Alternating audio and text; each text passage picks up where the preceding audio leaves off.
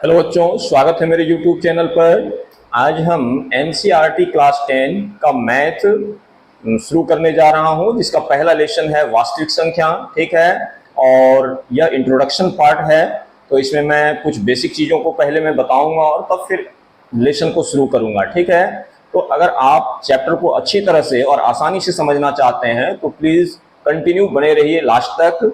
तो देखते हैं इसमें जो जो टर्म आने वाले हैं, पहले उसके कुछ डिफिनेशन जो है मैंने लिख के रखा है और समझ लेते हैं पहले आसान शब्दों में।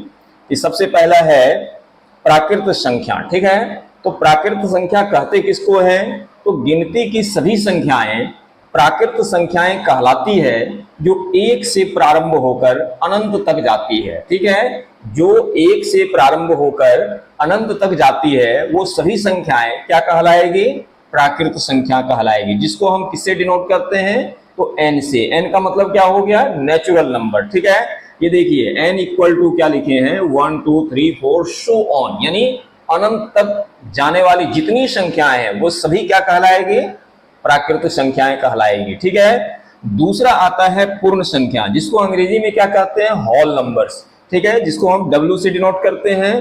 तो पूर्ण संख्या और प्राकृत संख्या में अंतर क्या है? तो ये भी देखिए उसी तरह शुरू किया है कि गिनती की सभी संख्याएं जो शून्य से प्रारंभ होकर अनंत तक जाती है पूर्ण संख्या कहलाती है। दोनों में अंतर क्या है? ये देखिए एक से प्रारंभ हो रहा है और ये क्या है? जीरो से प्रारंभ हो रहा है, यानी कि इसमें अगर हम जीरो को इंक्लूड कर देंगे यानी मिला देंगे तो ये क्या बन जाएगा? पूर्ण संख्या। और इससे अगर हम जीरो को हटा देंगे तो ये क्या बन जाएगा? प्राकृत संख्या। ठीक है, तो फिर से समझिए कि गिनती की सभी संख्याएं जो जीरो से प्रारंभ होकर यानी शून्य से प्रारंभ होकर अनंत तक जाती है पूर्ण संख्या कहलाती है, जिसको W से डिनोट करते हैं। तो W बराबर क्या लिखे? 0 1 2 3 4 सो ऑन। ठीक है, चलिए अब तीसरा जो है वो क्या है? पूर्णांक, जिसको अंग्रेजी में क्या कहते हैं? इंटीजर्स। ठीक है, पूर्णांक यानी सभी संख्याएं, चाहे वो ऋणात्मक हो अथवा धनात्मक। ऋणात्मक का मतलब जिसके आगे माइनस का साइन लगा हो, और धनात्मक जिसके आगे प्लस, है ना। अब जरूरी नहीं है कि प्लस लगा रहा है, अगर प्लस या माइनस नहीं लिखा है तो समझिए वो प्लस में ही है, धनात्मक है। ठीक है, लेकिन अगर ऋण में रहेगा तो माइनस लिखा हुआ रहेगा। ठीक है, जैसे ये देखिए -3 है, -2 है, -1 है, तो ये यहां से यहां तक क्या दिखा रहे हैं हम? ऋणात्मक संख्या है। और इसके आगे देखिए प्लस नहीं लिखे हैं, तो ये सारी संख्या क्या है? धनात्मक है। और एक चीज कि जीरो भी जो है वो पूर्णांक ही कहलाएगा, यानी जीरो को भी हम पूर्णांक कहेंगे। तो फिर से समझते हैं कि सभी संख्याएं चाहे ऋणात्मक अथवा धनात्मक हो पूर्णांक संख्याएं कहलाती है, यानी ब्रह्मांड की जितनी संख्याएं हैं वो सभी पूर्णांक संख्या में आ जाएगा। ठीक है, पूर्ण अंक में आ जाएगा। तो ये रहा इंटीजर का परिभाषा, ये रहा पूर्ण संख्या की परिभाषा, ये रहा प्राकृत संख्या की परिभाषा। ठीक है, तो इसको आप नोट डाउन कर लीजिए। देखिए ये ऑनलाइन का जमाना है, आप इसको स्क्रीनशॉट ले लीजिए और फिर मैं इसके बाद दूसरा मैं बताता हूं, दूसरे टर्म का परिभाषा। ठीक है, अब देखते हैं कुछ अगले टर्म को। ठीक है, और समझते हैं उसको आसानी से। तो अगला क्या लिख के रखे हैं? परिमेय संख्या। इसको हम किससे डिनोट करते हैं? Q से। ठीक है, परिमेय संख्या किसको कहते हैं? तो वह वास्तविक संख्या जो P/Q के रूप में लिखा जा सके परिमेय संख्या कहलाती है। कहने का मतलब जो संख्या P/Q के फॉर्म में लिखा जा सकता है जहां Q is not equal to 0। कहने का मतलब कि नीचे जो है यानी डिनोमिनेटर, जिसको हिंदी में हर कहते हैं, वो 0 नहीं होना चाहिए। अगर वो 0 हो गया तो फिर वो परिमेय संख्या नहीं हुआ। तो जो P/Q के रूप में लिखा जा सके वे सभी संख्याएं क्या कहलाती है? परिमेय संख्या कहलाती है। ठीक है, सभी पूर्णांक संख्या को परिमेय संख्या के रूप में लिखा जा सकता है। जैसे मैंने एग्जांपल भी दिखाया कि ये 5 है तो इसको हम 5/1 भी लिख सकते हैं। यहाँ देखिए 1 हो गया Q के रूप में, है ना। इसके नीचे तो 1 छिपा हुआ, सभी के संख्या के नीचे 1 जो है छिपा हुआ है। जैसे 6 है तो 6/1 लिख सकते हैं। कहने का मतलब जितनी भी संख्याएं हैं, चाहे वो ऋणात्मक हो चाहे वो धनात्मक हो, वे सभी संख्याएं जो है वो क्या कहलाएगी?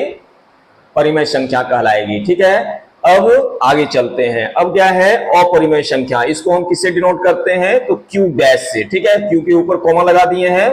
तो अपरिमेय संख्या किसको कहते हैं? वास्तविक संख्या जिसे पी बाई क्यू के रूप में यहाँ क्या था लिखा जा सकता है, यहाँ क्या लिखे के रूप में नहीं लिखा जा सकता है, अपरिमेय संख्या कहलाती है। यानी जिसको हम पी बाई क्यू के फॉर्म में नहीं लिख सकते हैं उसको हम क्या कहते हैं, अपरिमेय संख्या कहते हैं। जैसे एग्जांपल मैंने दिखाया √2, √5, √7, ठीक है, यानी जिसका परफेक्ट स्क्वायर नहीं निकलता है, जो रूट से बाहर नहीं आ सकता है, उसको हम क्या बोलेंगे, अपरिमेय संख्या कहेंगे। ठीक है, तो समझ में आ गया। अब तीसरा टर्म जो है ये देखिए वास्तविक संख्या, जिस पर ये बेस्ड है आपका पूरा चैप्टर है ना। तो वास्तविक संख्या पहले किसको कहते हैं ये जानिए। वास्तविक संख्या को आर से डिनोट करते हैं, यानी रियल नंबर। परिमेय तथा अपरिमेय संख्या के परिवार को वास्तविक संख्या कहते हैं। कहने का मतलब कि वास्तविक संख्या में परिमेय संख्या भी आ सकता है और अपरिमेय संख्या भी आ सकता है। ठीक है, जैसे ये देखिए आपने एग्जाम्पल मैंने लिखा है ये 5, ये क्या है आपका परिमेय संख्या, ये भी आपको वास्तविक संख्या कहलाएगा। ये क्या है आपका √5 जो है वो क्या है आपका अपरिमेय संख्या, ये भी आपका रियल नंबर्स है। कहने का मतलब वास्तविक संख्या। जैसे 6 है, √2 है, ये 6 क्या हो गया आपका परिमेय संख्या है लेकिन वास्तविक संख्या भी है। ये √2 क्या है, अपरिमेय संख्या है लेकिन वास्तविक संख्या भी है। ठीक है, तो कहने का मतलब है कि चाहे वो अपरिमेय रहे या परिमेय रहे, वो दोनों ही जो है वो आपका क्या कहलाएगा, वास्तविक संख्या। ठीक है, यानी वास्तविक संख्या में दोनों आ गया। ठीक है, तो चलिए इसको झटपट आप इसको नोट डाउन कर लीजिए, फिर देखते हैं इसका आगे। ठीक है, अब देखिए कुछ और टर्म्स को समझते हैं। ठीक है, कुछ और पदों को समझते हैं। अब क्या लिखे हैं, अभाज्य संख्या, जिसको अंग्रेजी में क्या कहते हैं, प्राइम नंबर्स। अब देखिए ये कहते किसको हैं, तो एक से बड़ी व सभी प्राकृत संख्या, एक से बड़ी व सभी प्राकृत संख्या जो केवल एक से और अपने आप से ही विभाजित होता हो, अभाज्य संख्या कहलाती है। ठीक है, ये किससे डिवाइड होगा, केवल एक से और अपने आप से। जैसे हमने 2 लिया तो 2 किससे डिवाइड होगा, 1 से और केवल 2 से। अगर हमने 3 लिया तो 3 किससे डिवाइड होगा, 1 से और 3 से। 5 किससे डिवाइड होगा, 1 से 5 से। ये सारी संख्या जो है वो क्या कहलाएगी, आपका अभाज्य संख्या कहलाएगी। ठीक है, यानी प्राइम नंबर्स।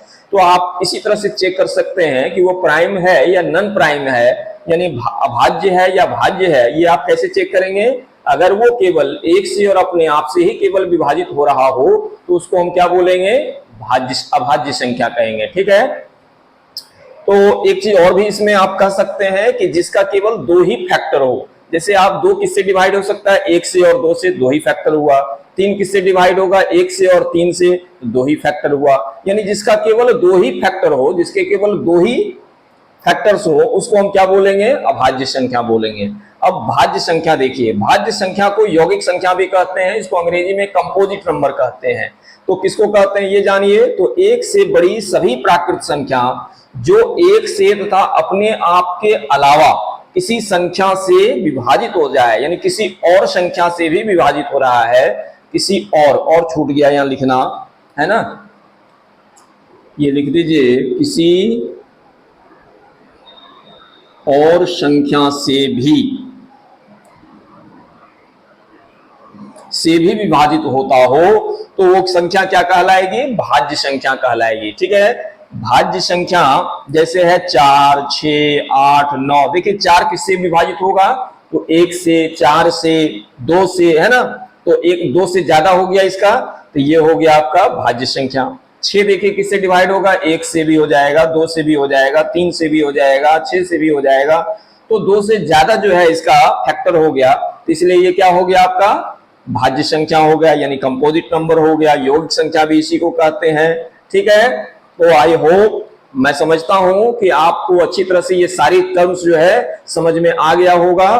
तो प्लीज इसको नोट कीजिए, और अगर आपने चैनल को सब्सक्राइब नहीं किया है तो मेक श्योर जो है चैनल को सब्सक्राइब कीजिए और अपने दोस्तों को भी इसके लिए सलाह दें। थैंक यू, मिलते हैं नेक्स्ट वीडियो में और भी दूसरे टॉपिक पर। ठीक है, थैंक यू।